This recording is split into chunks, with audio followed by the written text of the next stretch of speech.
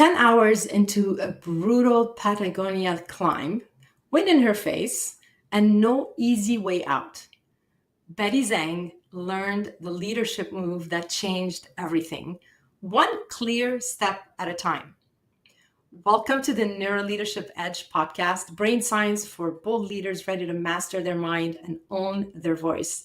I'm your host, Claire Hayek, neuro leadership expert and founder of Mind, Soul, Purpose Team Building. Really excited for this one because it talks about creativity, and I'm all about that. So by the end of the episode today, you'll know how to lead through the unknown without freezing, how to pull real creativity out of your team, even if no one calls themselves creative, and a 5-minute warm-up that makes meetings more fun and smarter. If this is really sparking some interest, join my free webinar on September 10th, Own Your Voice, Master Your Mind. We're going to build your personal plan to stay calm and clear under pressure. And if you see, I have a code up here, you can scan it to register. And if you can't make it, you'll get the replay, but you need to register. And I will share the QR code later in this episode. So today, we're talking about defining creativity as a leadership skill, not a job title, with our very, very interesting and creative guest, Betty Zhang. So a little bit about Betty. Betty Zhang is a product and experience strategist, currently the head of innovation operations at Kids Help Phone. She has over a decade of experience in transforming emerging technology into impactful experiences and leading products that drive purpose, positioning, and engagement. She thrives in the process of bringing ideas to life. Hi, Betty. How are you? Hi, Claire. I'm so happy you were able to join me today. Thank you. All right. So let's dive right in. Let's talk about that pressure-filled moment that shaped how you lead today. Yeah. That pressure-filled moment was a long-awaited bucket list item of climbing Patagonia. I have always loved mountains, and Patagonia is just a dream. And that moment definitely turned out harder than I thought it would be. I don't know why I thought it would be manageable, and it might have turned out to be the hardest hike I have ever done in my life. But I think I've learned a lot about myself by spending alone time with myself for 10 hours a day for 4 days in the beautiful mountains. And so when I was hiking with people, I had really met and went with people of all kinds of physical levels, people who went for different reasons. And I became a little bit of a helper to my friend who had trouble hiking through some of the days, and really learned about how to empower other people while providing help. And the one step at a time is true, because at some point, as the winds are going 100 kilometers an hour, all you can think about is to just keep walking, because you have to make it there by a certain time before it gets dark, and then you have to make it back. So one step at a time was the true factor in that climb, and it really just helped me find my inner sort of endurance through something like that was really difficult, and realize that the journey really ends to that beautiful ending that I actually want to go back. But yeah, that's a difficult hike. Yeah, I mean, this is really fascinating. You don't get to meet people that have done that every day. I mean, I don't. You hear of people that have done that, and now we all know you. So this is great. This is a big treat. And how did it feel like when you got to the end? The whole experience. I mean, how did it feel? How did you feel? Breathless. Not because I was hiking for 10 hours. Breathless, literally and figuratively. Yes, exactly. Definitely just the view took my breath away. The easiest way I explain it is that oftentimes you see these pictures on Pinterest and you're like, I want to go. And oftentimes you get there and it's not the same. This was the same and bigger and better. It was breathless. I love realizing that I myself, or humans in general, are so small in the face of nature and the world. And it almost instantly makes me feel like problems and the things that kind of build up to your ego are very small things in life. And therefore, maybe it doesn't matter. So I loved feeling small in that moment and breathless. Yeah. I mean, it puts things in perspective, definitely, Yeah. how powerful nature is. And I find it fascinating. Thank you so much for sharing this story with us. I mean, I find like I have so much respect for people that do this, and hats off to you. I just want to weave in a little bit of neuroscience into this, because often I talk about high pressure moments and how you can pause and quiet your mind and tap into your power in a way, whether it's you need to be creative, whether you need to explore, whether you need to make a decision. If I do the parallel with your journey there, you quieting your mind must have helped you, because it put you into your prefrontal cortex, where you're able to make a decision and with all your being and your presence decide to move forward, to continue with those little steps. And it's something that we see in the brain. We have like two modes that are very helpful: the explore and the decide. And when under pressure, the brain can just go quickly into too fast into deciding and lose the ideas or the creative way of going about it. One little tip here I want to share with everyone: you can do two little resets, and what is as simple as one long exhale to the count of 6 to 8 seconds, to just calm the body, so your thinking opens up. So you remove everything from the amygdala and you bring it back to the prefrontal cortex, the CEO, which really can make calculated decisions and be more reasonable.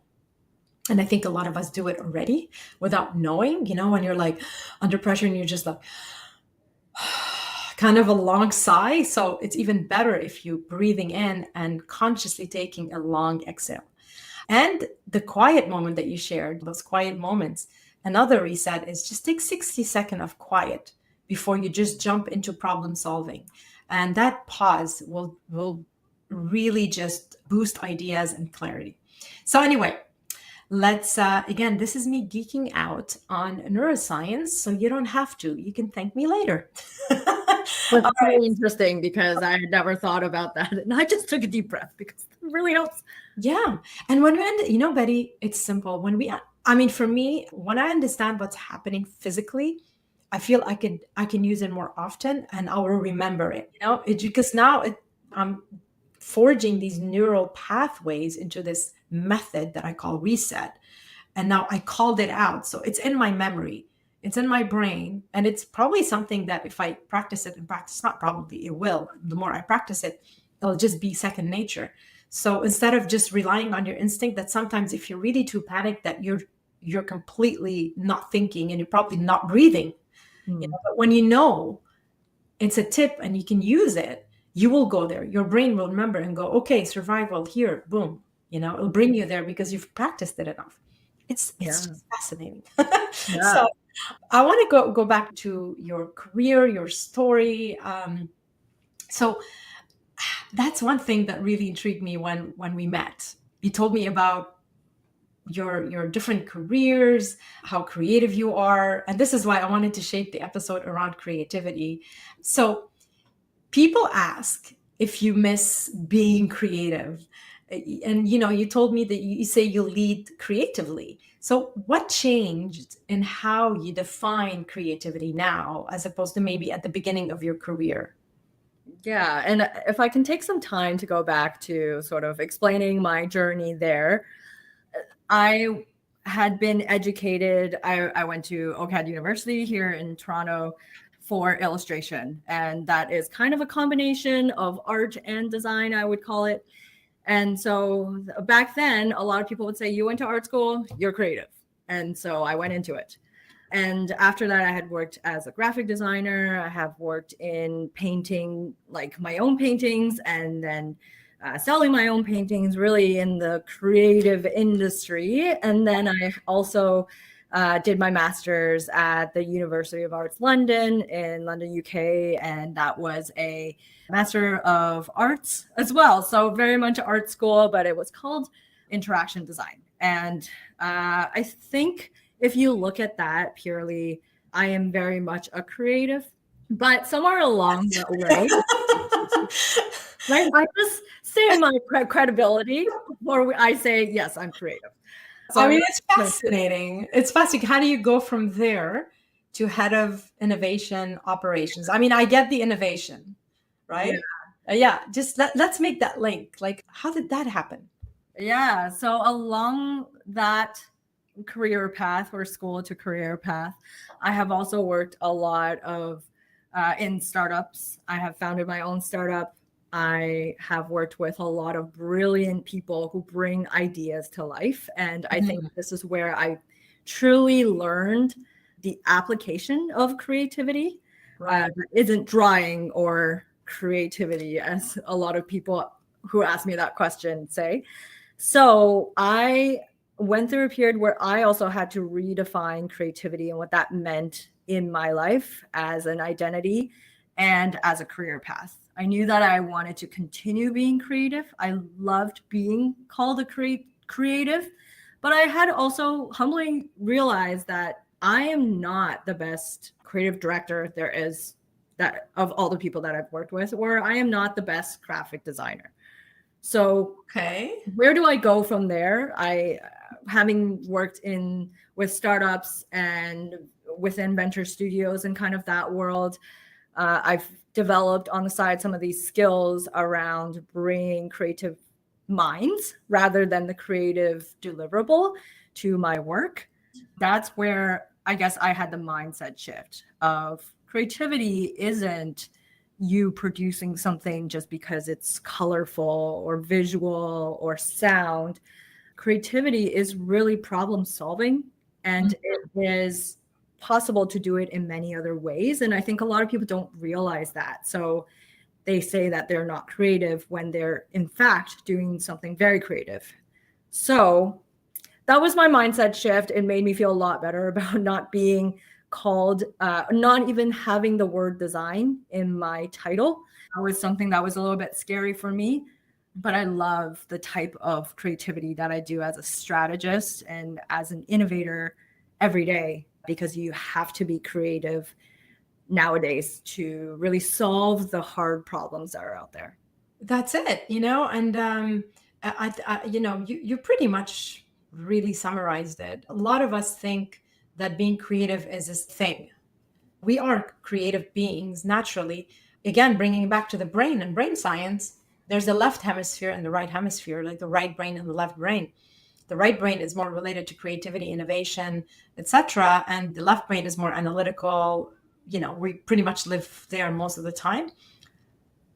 But you're not 100% in the left brain and 0% in your creative brain. Like, naturally, the brain is both. It just, maybe we have more gray matter in one than the other because we just practice it more and we don't tap more into our creativity, but we're all born creative. And most often when I work with teams and leaders, I mean, we throw creative challenges at them, because I find creative challenges and workshops and hands-on tools really gets you out of your left and into your right brain. And what that does, it just taps into a huge potential that you never explored. And we get people to rewrite lyrics of songs. We get people to leaders, CEOs, C-suite, just to interpret a song, bring a live studio in. I mean, these people never probably sang in their life or seen a microphone or approached a microphone. They're so scared. And we're talking about leaders that fearless. But then the minute we challenge them to tap into their creativity, they freeze. The reason is just lack of practice, but it doesn't mean it's not there. And one way we do it actually is Lego series play. The minute you bring the Legos out, which is Lego series play is a tool that we use for corporate, obviously it's called series play for a reason. You bring out those Legos, everybody gets to be creative. Everybody, like, instantly. Nobody's saying, I don't know if I can. No, you just completely dive right in. So it's just that memory of maybe remembering how creative we were when we were kids and just tapping into that. As far as you're concerned, with your career, I mean, it's fascinating because you're able to draw from that rich, creative, highly talented your talent, and bring it into your basically career right now without having to separate yourself. And it's this is where the power is, when we tap into our full potential. I love that. And I'm really curious. I'm thinking to Google you later and maybe look for some of your paintings or designs. I would love to, if you want to share it with us in the comments after the podcast, would love to have you feature that if you want. Thank you. Throwing it out there. All right. So a lot of leaders right now are facing a lot of challenges, complexity, disruption. I mean, I'm not going to go into details. There's so much going on. And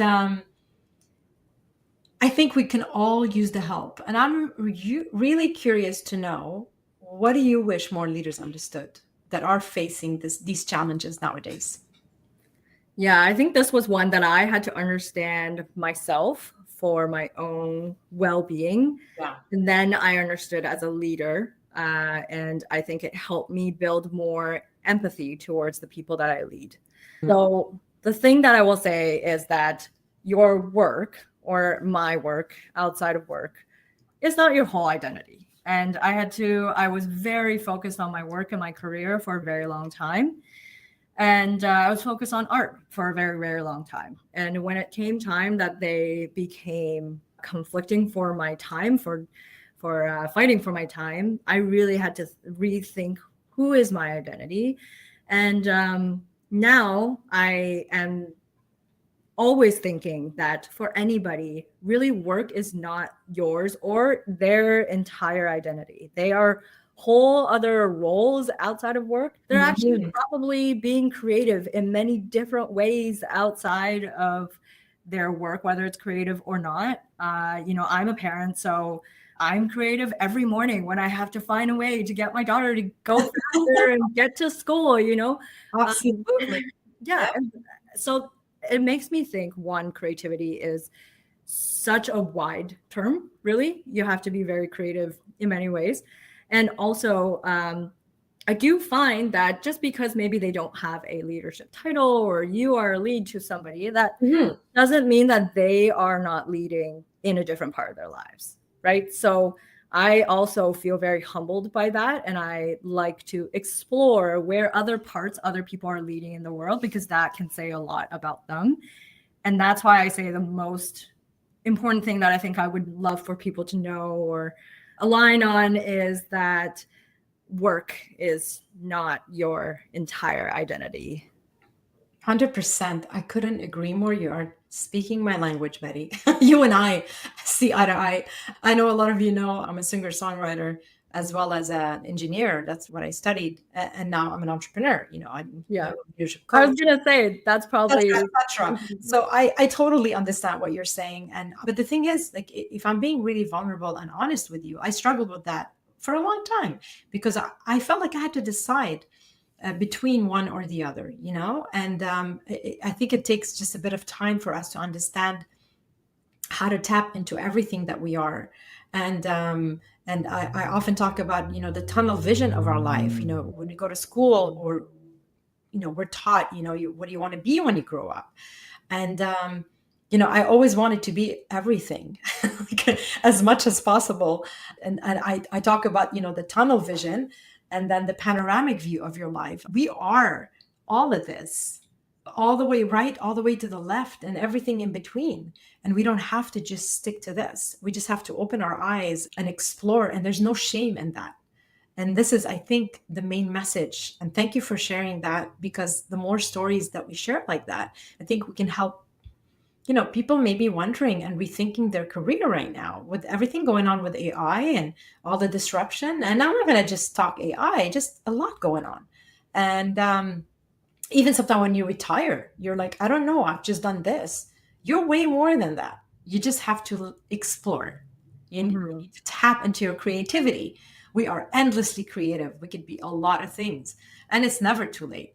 And that actually makes, as far as leadership is concerned, if you are able to tap into your panoramic dimension, man, you'll be unstoppable. And this is where we should be playing. And right now we think we're playing all that, and we're really playing small when we don't tap into that. And again, bringing you back to the webinar, we're going to be talking about that is the true meaning of owning your voice, is being everything that you are. the voice is in a way figurative way to portray that full potential, right? Let's keep going here. Do you have like a fast way or tip that you can share with us or any leader out there listening, how to spark creativity within your team or during meeting or when you really need to brainstorm something? How do you do it? We're just curious to know how you do it. Yeah, and I guess this is kind of connected to the last question that you had for me, Claire. I think those other things outside of people's roles really make how they think and really change how they're creative and how they do their job. And so my fast tip would be that if you're ever stuck and want some spark of creativity, bring different minds together, people that maybe you don't usually work with or talk to together, have a collaborative talk, workshop, drink, whatever it is, to just really hear from other people, because their life experiences and their work experiences both can inform what you do and hopefully help you spark creativity. Change your scenery, even from sitting to standing up, or oftentimes I have my meetings and one-on-ones by going for a walk, because it just makes your mind be in a different place and think a little bit differently. 100%. I mean, you right on. Diversity definitely of opinion. You don't want to surround yourself with like-minded people all the time. Like-minded is good, but not every time, because you do want to challenge. You want to explore. Remember, like we talked about the explore side of the brain. You want to be able to explore as much as possible. If the person stimulates our vision and our creativity by opening it up to a panoramic view again, the more the merrier, right? Because we're just all operating from that dimension, which is amazing. And I love the change of scenery. Love it. That just makes total sense. Now it's time for our little rapid fire bold truths. So just a quick reminder, 30-second answers. There's no wrong or right answer. It's just whatever comes to mind. Are you ready? I'm ready. Okay. So what's the biggest myth about creativity and product/innovation as far as you're concerned? Definitely that you need to have the title. That you need to have the creative title in your work, your role, or the title of innovation or product, or that you have had to go through a certain type of education. Again, what you are powerful in telling is your experience and your mindset, and not the label. Right. Yeah. So if somebody doesn't have the title, it doesn't mean that they're not going to be the perfect person to bring that creative element to a certain project. Yeah. So, I love that. Okay. Next one. First sign that your team is playing it safe as far as creativity and brainstorming and being innovative. Definitely at the beginning of any workshop, I have always experienced, people are afraid to speak up, people are quiet. And I try to take that silence and understand whether that is thinking silence or is that I'm afraid to talk, or I'm not comfortable silence. And based on that, I adjust either our environment, our activities, or things like that in a workshop format. But I know that as the operations title in my title, a lot of my day-to-day is the operations and not always the innovation cool idea part. And I can always tell that people are not comfortable when they are so deep in solving a problem that the focus isn't coming out, and they just need their way to be cleared. And so as a leader, I think it's also my job to clear the way for people to be able to do their job and operate as I believe that they can. So like the overthinking part, you can feel that they're overthinking and they're playing it safe. And so what you're saying is your tip, or what you do is you create the environment so they could feel that they could speak up and say it, even though probably not the best idea, like creating that psychological safety. Okay, awesome. And I love, again, I'm going to bring back what you said, change of scenery. Sometimes, in an office, you feel like the tension, just like, okay, let's get out of here. Let's go for a walk. And that completely changes everything. Yeah. I love that one. I want to bring it back. That's why. So great tip. Third one, book that rewired how you lead. So there's two that I've been reading, both under the same topic of communication. I am right now in the middle of really learning and relearning communication with people around me, whether that's work or life. The one that I'm reading right now is called The Next Conversation, Are You Less Talk More by Jefferson Fisher. Okay. That one is very specific to arguments, negotiation, things like that. And then there was one that I read before that called Super Communicators by Charles Duhigg. And that one was a little bit more broad, but very, very enlightening in just thinking about how to communicate, how to understand other people, and how to change some of the habits that we've been told and taught when we were young, to really stand your ground, but also be someone who is pleasant to be around at the same time. Absolutely. I love these books. Like from what you're sharing, they sound really interesting, especially the second one. That one, I could see myself reading it. It's basically what I always preach. All of these patterns in the way we behave or our triggers, they're just so encoded in our neural pathways. But the good news is the brain is neuroplastic and we can rewire these, but we cannot rewire something we're not aware of.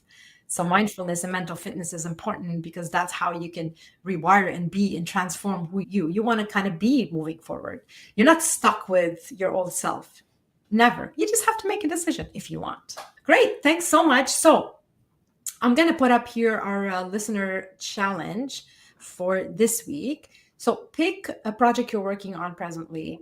Okay. Do about a 60-second quiet start. We talked about this earlier in the episode. If you're listening at this point, you can just rewind and listen to the beginning. So 60-second quiet start, and introduce 3 different ways you can creatively go about this project. And go about it step by step in the explore way. So explore way is just all ideas are good, even the crazy ones. Just keep going and add the and not the but or the no or the yeah, but this one is no, and keep going. So 60-second quiet start, introduce 3 different ways you can go about this creatively in a different way, just exploring, and name 1 little step you can do to implement one of these ideas. So little steps. All right. And please do share your takeaways with hashtag LeadCreatively. And do tag me and Betty. Would love to see and learn about your insights on this. And just a quick reminder, I did mention that I'm gonna put the QR code here on screen. If today's conversation was useful to you and you're enjoying the podcast so far, I'm sure you are. I hope you are. Please do hit subscribe so you never miss an episode. And here it is. Scan the code to join us September 10th. Join me on this live webinar. It's called Own Your Voice, Master Your Mind. We're going to look at a lot of different ways and how we can master our mind and really play at the level we should be playing at, that full potential. Stop playing small. We're going to look at how we can build a plan to stay calm, clear, and lead with clarity and under pressure. So do scan the code. And as always, you can see the other code up there where you could connect with me. If you have any questions, don't hesitate to reach out. I'm here to help and add value to all the listeners. And as I always say, lead boldly, stay human, and turn every challenge into a gift.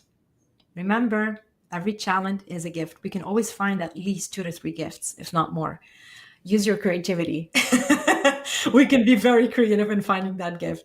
Well, we're going to see you next time. And Betty, thank you so much for joining in and for sharing your story with us.